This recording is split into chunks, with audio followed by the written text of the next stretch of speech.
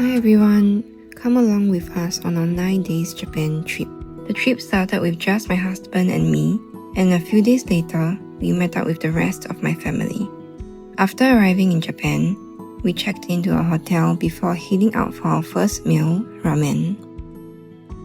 Afterwards, I made my own smoothie from the convenience store below our hotel and called it a night.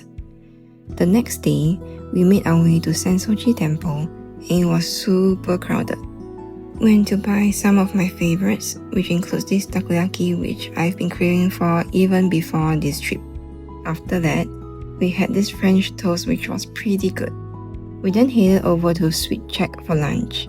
I saw this all over social media, so I decided to give it a try. It was definitely on the pricey side, but I'm glad I tried it. I'd say it's a nice to have and worth a try.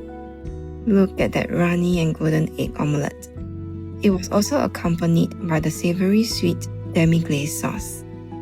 After that, we headed over to Meiji Jingu. It was such a nice change of pace, a little escape from the hustle and bustle of the city. Next, we visited the gardens, where we were lucky enough to see lots of cherry blossoms. They were absolutely beautiful. Afterwards, we had sushi for dinner. We ate at this restaurant chain when we last visited Hokkaido too. It was just as good as we remembered. And this was the view from our hotel the next morning. We started off with breakfast at a nearby cafe. They're famous for their morning set, toast and a side. I chose the egg salad spread. After breakfast, we checked out of the hotel. One thing I really loved was that the area around the hotel was lined with beautiful sakura trees. So we took a nice stroll before heading to our next destination. The wind was incredibly strong that day, so there was dust flying everywhere. We then took a train to meet up with the rest of my family.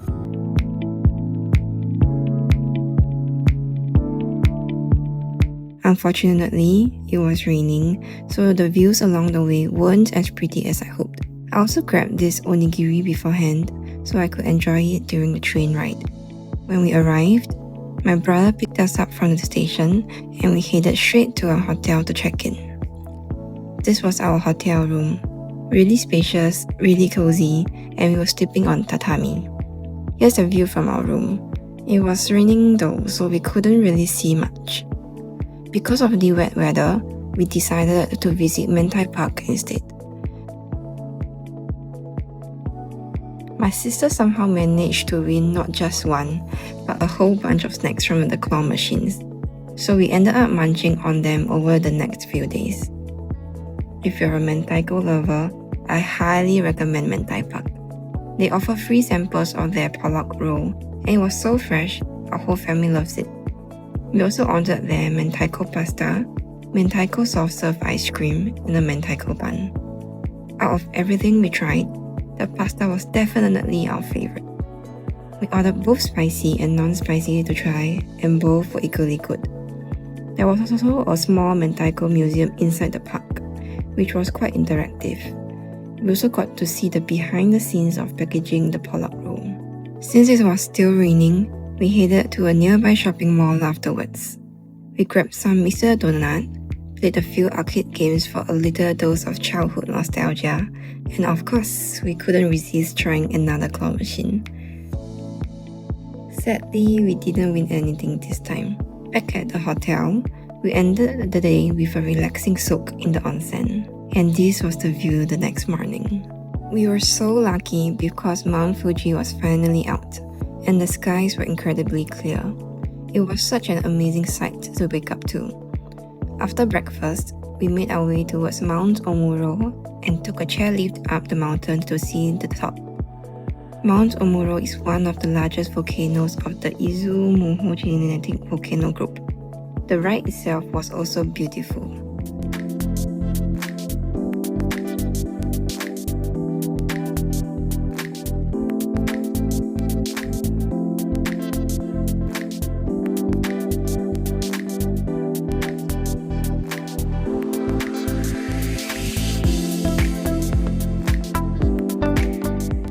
We had a bird's eye view of the surrounding area, which was about 580 meters above sea level. The views were absolutely stunning. It was also really windy. We visited in early April, so although the temperature already felt like air conditioning, the strong wind made it feel even colder. I would definitely recommend bringing a windbreaker if you are visiting around this time. After this, we headed to the Izu Shackleton Zoo, mainly to see the capybaras in the onsen. We also spotted penguins and they were so adorable.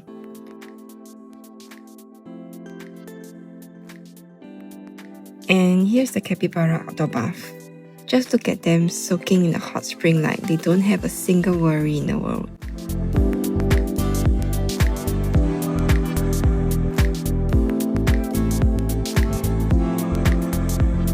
After that, we saw some red pandas, rabbits, and lots of other animals around the park.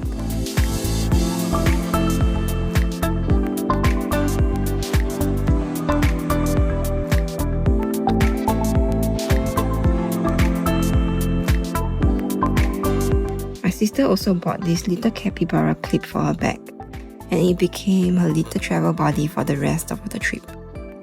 Next, we visited Shuzenji Onsen.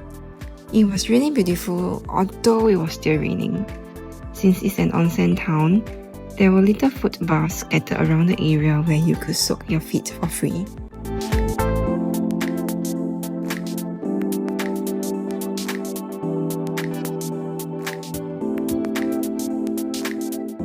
Afterwards, we stopped by Wasabi Museum. It was quite similar to the Mentai Park, where you could learn about the production process and sample the products. Since it was still raining and we honestly had nowhere else to go, and maybe because we were craving mentaiko again, we ended up back at Mentai Park. After that, we visited a factory outlet for a little shopping before heading for dinner at a katsu restaurant. And wow, this meal completely exceeded my expectations. I'm usually not a beef person, but I absolutely gobbled this down. It was incredibly tender, hands down one of my favorite meals of the entire trip. The next morning, we packed our bags and set off for another hotel because we were moving to another part of the Mount Fuji area. It also happened to be my brother's birthday, so we all sang him a birthday song in the car. On the way, we drove past Mentai Park once again. Unfortunately, it was still closed, so we continued on to breakfast instead. We had breakfast at a cafe that was well known for its egg dishes. We ordered all sorts of egg-based dishes from savory plates to even creme brulee pancakes. Everything was delicious. It was slightly too eggy for my taste, but overall it was still a really good breakfast spot. After breakfast, we made our way to take the Mount Fuji panoramic ropeway up to the top. My husband and I actually been here before on our previous trip, and it was just as beautiful as we remembered.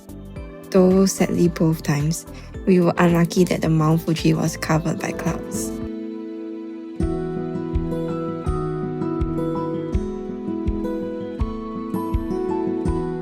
We then made our way to Lake Kawagoe, and we were so thankful that the skies had finally cleared and the rain had stopped. The weather couldn't have been better, and we were rewarded with this amazing view of Mount Fuji. After that, we visited a nearby village of traditional thatched roof houses situated on the shore of Lake Saiko. It was such a peaceful place and really gave us a glimpse into Japan's history.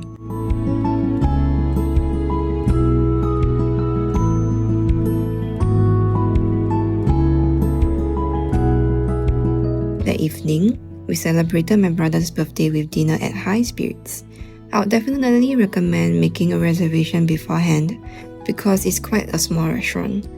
The sashimi was incredibly fresh, the hot pot was so comforting, and every dish we ordered was amazing. To end the night, we surprised my brother with a birthday cake.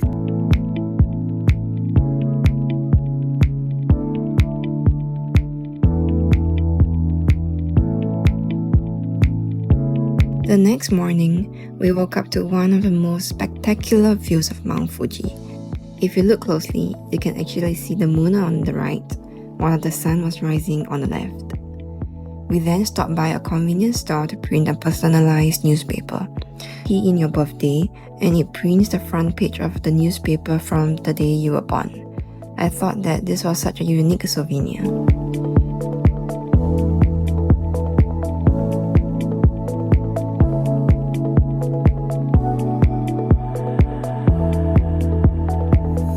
Since we woke up nice and early, I also decided to make myself a new phone case. I actually lost my phone case a few days earlier because I was using my tripod so often. My previous case wasn't MagSafe compatible, so I kept taking it off and eventually misplaced it. Luckily, our hotel had one of those phone case printing machines, so I made a new one with a photo of my husband and me in front of Mount Fuji. The quality turned out surprisingly good, and I think it made for a really meaningful souvenir. Next up was the famous Lawson with Mount Fuji in the background. It was really crowded when we arrived at around 10 or 11 in the morning, so we decided to come back another day.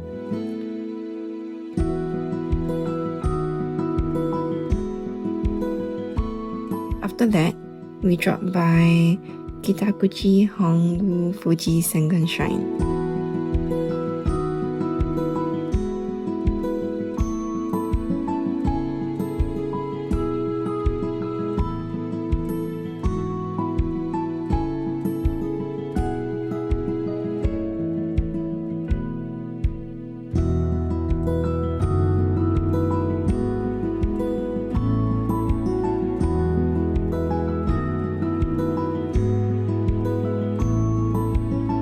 Afterwards, we had lunch at Hotel Fudo. I actually eaten here on my previous trip as well, so coming back felt a little nostalgic. We shared one bowl between the two of us because the portions here are quite big. Next, we drove to see the Shiraito Falls and Otodome Falls. Otodome was with Mount Fuji standing beautifully in the background. The weather that day was perfect, not too hot and not too cold. While we were there, we spotted this little duck trying so hard to swim against the current.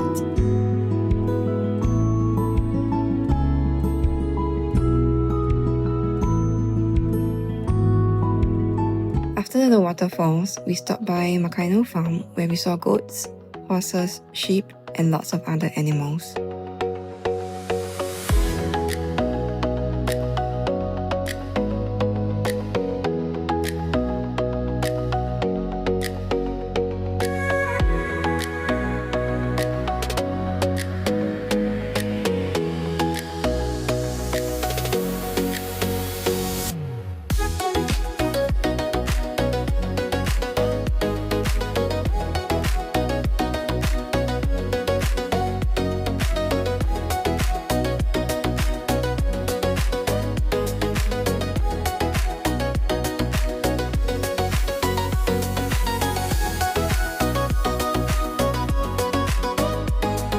Next, we headed to Oshino Hagai area to grab some snacks because we were feeling a little hungry.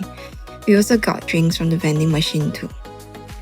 Unfortunately, it had started getting cloudy again, so Mount Fuji wasn't as clear anymore. But those chestnuts, they were absolutely amazing. They were huge, juicy, and probably some of the best chestnuts I've ever had. After that, we went to Lake Yamanaka-ko to catch the sunset.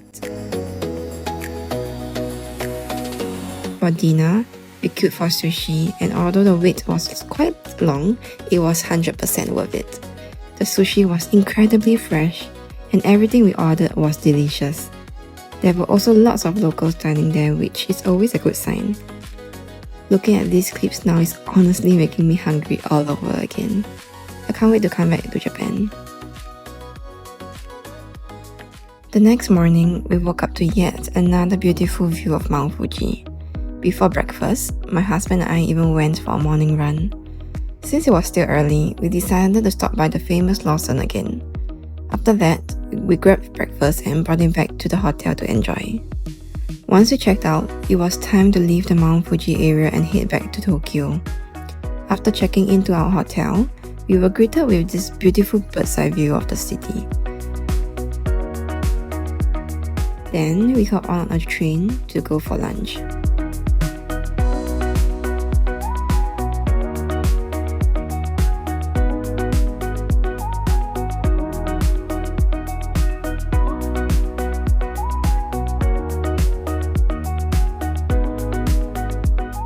My colleague had recommended this mochi shop, so we decided to check it out. Each fruit mochi cost around $10. It was really juicy and delicious, but I do think it was a little expensive. We also tried the viral Dubai chocolate. It was pretty good, but personally I thought it was just okay. That evening, it was raining again, so we had dinner at a nearby Monjayaki restaurant. Everything was freshly cooked right in front of us, and it was really fun watching the chefs prepare it. It was honestly so different from the okonomiyaki we're used to in Singapore. The texture was much softer and fluffier compared to the crispier versions we usually get back home. And I actually preferred this style. We also ordered a few side dishes including an omelette, scallops and oysters.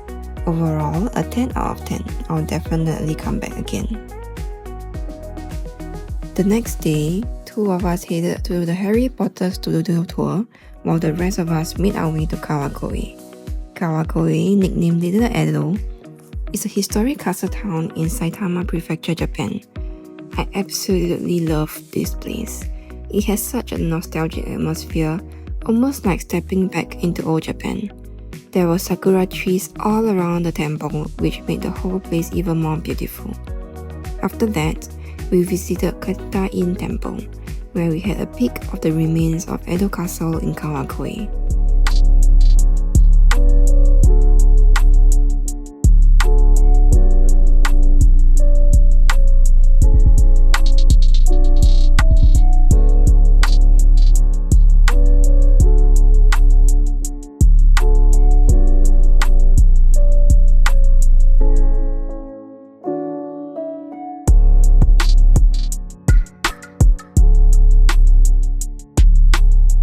Once we were done, we headed over to the old shopping street to grab some snacks.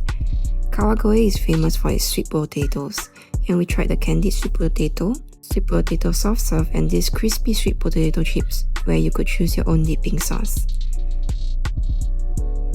This is something like a Japanese chicken meatball skewers, and it was so tasty. We couldn't resist trying a few more snacks, including this takoyaki with rice cracker and some warabi mochi. We also played one of those shooting games. Between my husband, brother and me, I was the only one that hit the targets. I managed to hit 2 targets, so I got a little prize from the game. Next, we visited Kawagoe Hikawa Shrine. We tried the famous fish fortune-telling activity in Kawagoe. Everything was written in Japanese, so we had to translate them afterwards. For lunch, we went to a historic unagi restaurant that had been around for decades. The queue was so long that we had to collect a queue number in the morning, then return later for lunch. After lunch, we took a bus back to the nearest train station before heading back into the city.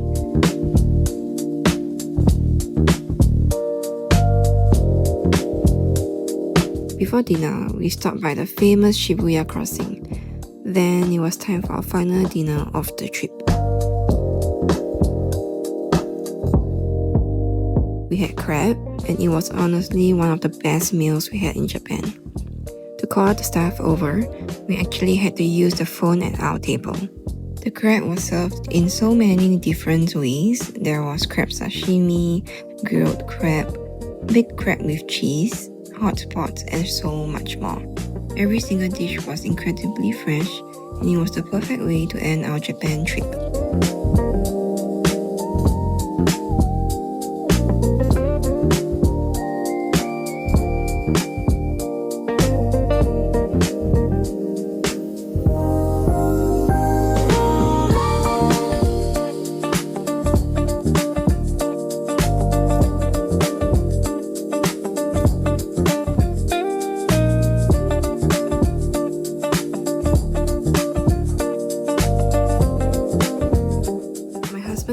Woke up bright and early the next morning and went for another jog.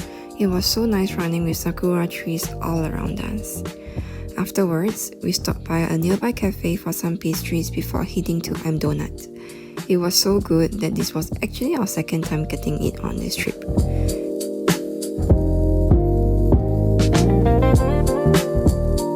We also analysed our feet and got new shoes in Japan before heading to Takeshita Street to have our lunch. The street was really crowded and we played gachapon too.